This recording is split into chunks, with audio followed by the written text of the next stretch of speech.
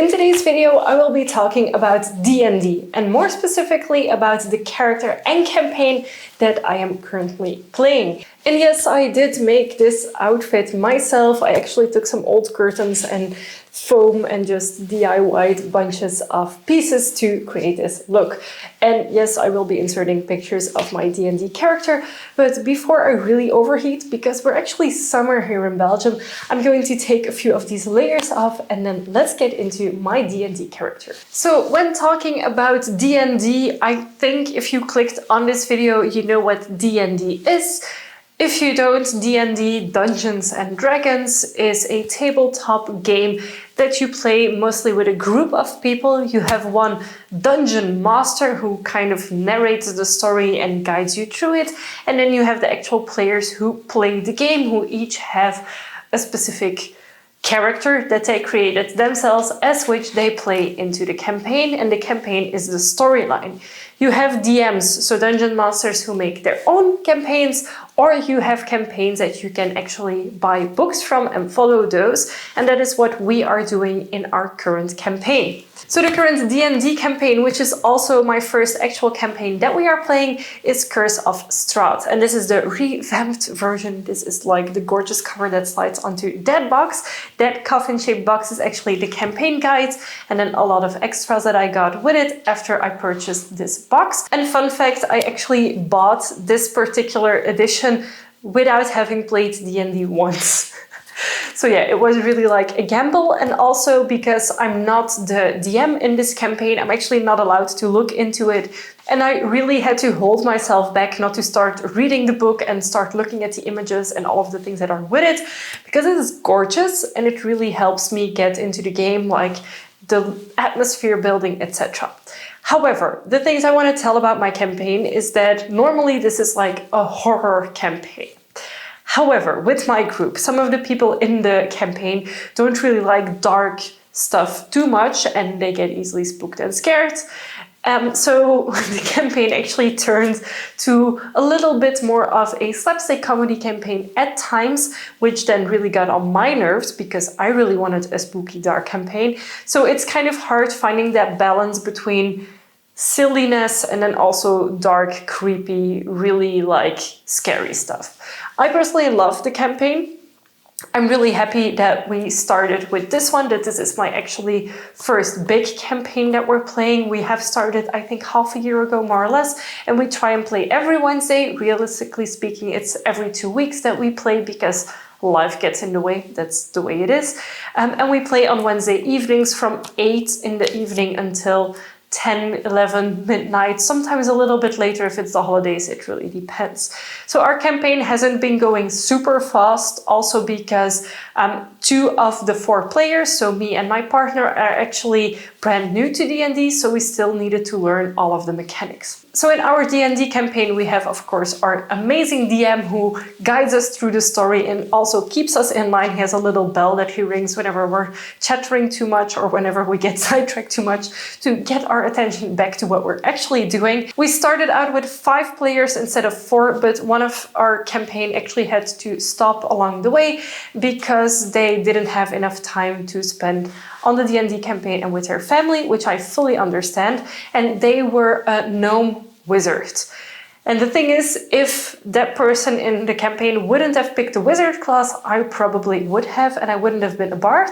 However, I'm super happy that I am a bard, but more on that later. The other people in the campaign that are still actively playing, the first one is a Goliath barbarian. His name is Hanna Barbera, and I think you can already tell from the way I describe his character and the name only that this is like more of one of the comical relief characters in our story. He's like very strong, he can carry a lot of weight. He's also not the smartest, and he has the amulet of the drunkard, like to regain health and stuff, and he drinks. That's like basically a lot of things about him.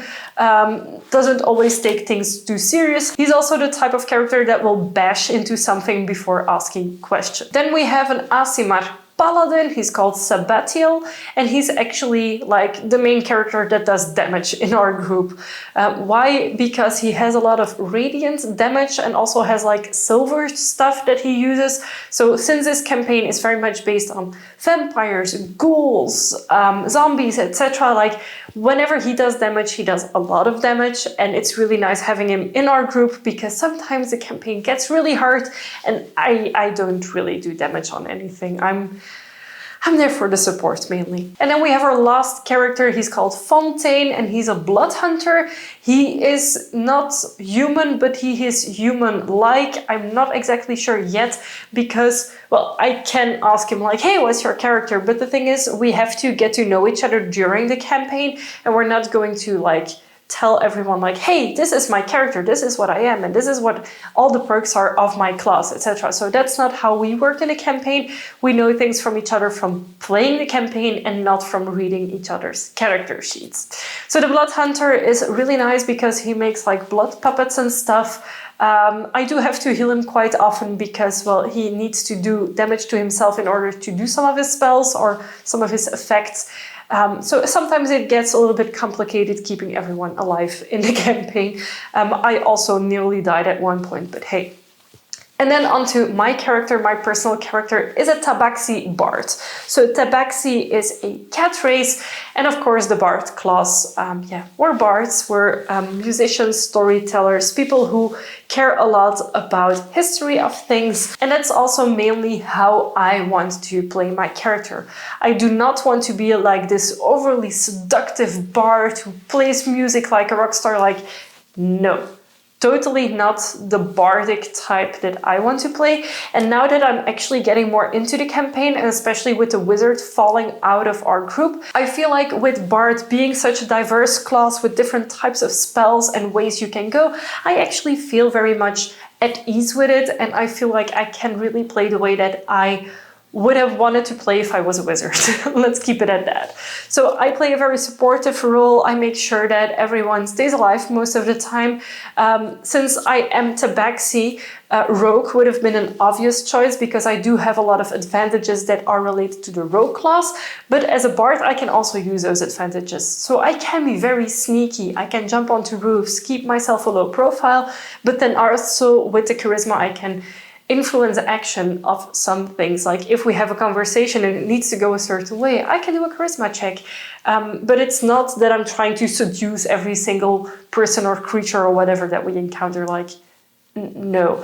And I actually want to quickly mention there is a YouTuber that I really love. She's called Ginny, and I have learned so much about D&D through her channel. So if you're like me, someone starting with D&D, go to Ginny's channel. It's really, really highly recommended from me to you because she gives insight into character types, into classes, into a lot of things related to D&D that I found very helpful whenever I got started. So more about my Tabaxi bard. One of the catchphrases from my character is "Curiosity killed the cat." I'm very curious as a person, so I also had that like as a character. I always want to do more. So I want to know like, why do you have this necklace? What is its significance? Where does it come from? Same like when we're actually asking questions in game, I will be asking the most random questions at times because curiosity is one of the things that I feel like connects me to my character so much, and I just really want to know the backstory of everything, so that really helps me to like find my way into the game. Now, generally speaking about playing D&D, since this is my first campaign, we started at level 1, we're currently at level 5. We already did like a few dungeons, like a few bigger steps into the game, but I feel like I struggle getting into it. Especially sometimes we've had months where we didn't play a single session because most people not being able to attend the session, because we always try and play when everyone's there. We don't continue the campaign without someone present. So what happens then is that sometimes we had a month of not playing, and then it's very tricky for me to get back into it, and specifically because I don't know all of the mechanics just yet. I don't know which die to roll most of the time. I really need to ask the others or ask them like, hey, how can I check what I need to do? Also with the effects, like now I have these cards, so the spell cards, I think they're called, and I have those on the table, so whenever I want to do something, I can quickly read the card and exactly know what I should be doing, what are the effects, etc. And yeah, I also take notes during our campaign, so I have pages upon pages upon pages with information on everything we do. So this is my character sheet, and then here we have like parts of our campaign. I also, whenever we do end up in a dungeon, I will have like the floor plans with things written down on it. Also, like, yeah, I have all of this and I keep it. And every time we start a session, like, I'm the only one taking notes. Everyone relies on me to know, like, what did we do last time? Where are we? What are we looking forward to, etc. So sometimes this is fun, but nowadays I also feel it's a little bit heavy to have that just by myself, because I feel like I'm constantly taking notes, and it's also like getting a little bit away from me actually playing the D&D campaign. But that's, of course, something that I will get used to as we play more and more. I hope that I will grow into my character even more. And yeah, I decided one day that I wanted to make a cosplay costume out of my D&D character. So that's why I have cat ears, I have armor and a cloak and everything to go with it. I personally really enjoy it, and it really helps me be my character. So for my D&D campaign, almost no one dresses up to play or puts on accessories to like get into the spirit of play, but I think it would really help if we did that more often, because for me personally, even just putting on the ears really helps with me feeling more like Grim Smoke, which is the name of my character. On that note, I'm going to wrap up this video with like my first experiences in D&D as a Tabaxi bard. I hope you enjoyed this video. If you have any questions in particular, feel free to ask them down below.